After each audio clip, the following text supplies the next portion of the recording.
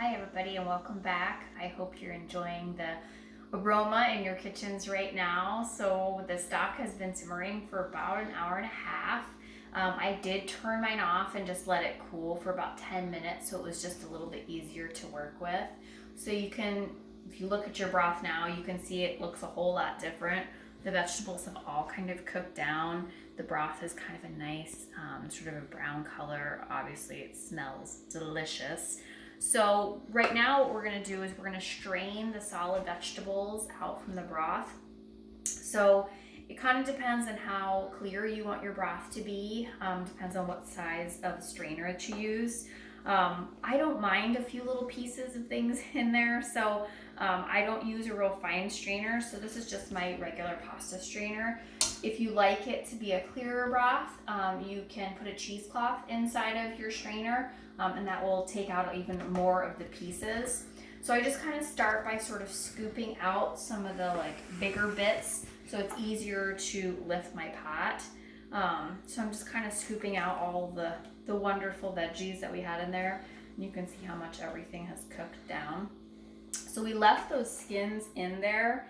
And I know you probably thought that was kind of crazy, but it does add some good flavor. But on top of that, it also makes your broth kind of a really beautiful color. Those skins kind of make it a nice, deep brown color along with the mushrooms that we had in there. Oh, it smells so good. So once we get the veggies out too, if you haven't tasted your broth already, that'll be a good time to kind of stick a spoon in it and taste it to make sure that we've seasoned it. So if you remember back in the beginning, I'd only add just a little bit of salt. I don't over salt mine anyway, just because I'm going to add salt to the other things I mix it with. But I put 2 teaspoons of salt for the whole batch. Certainly if you feel like it was not seasoned enough at the beginning, this would be the point at which you'd want to season even a little bit more. Just taking all these solid chunks. It's going to make it easier to get the rest out. All right. You can see that beautiful broth coming out. I think I can fit a little bit more in here. And I really just do this so it's easier to pour. So I have my strainer sitting inside of the container that I'm going to store my stock in. My dog is out here in my kitchen because it smells so good, and he can't tell the difference between chicken broth and vegetable broth. So he thinks it's chicken broth night, which in our house means everybody gets a piece of chicken, but he's gonna be very disappointed because it's just vegetables.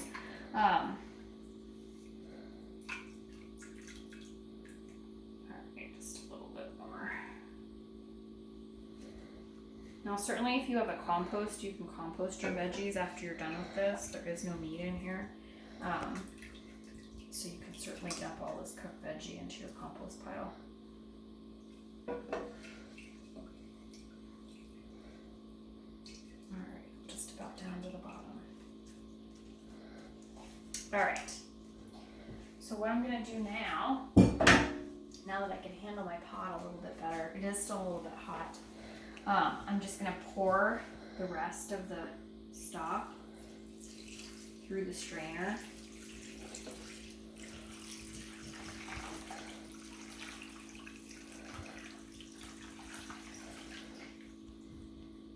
And I strain it all at once into a big container. I just feel like that's easier.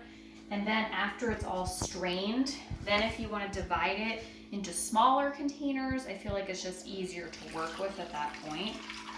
And this is where all the rest of that liquid is going to come through. And you can see that beautiful brown color of that stock. So that's really coming from your mushrooms and your onion skins. Makes that really deep, rich broth.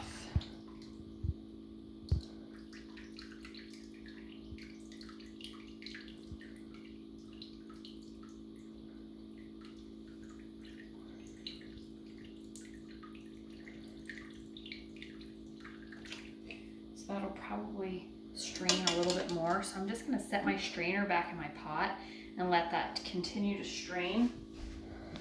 I know I just dropped a mushroom in here, that's why I saved my scoop. And I don't, like I said, I don't strain mine to like a really clear broth. I don't mind if there's a few pieces of like fennel in there or the herbs in there. It's totally fine.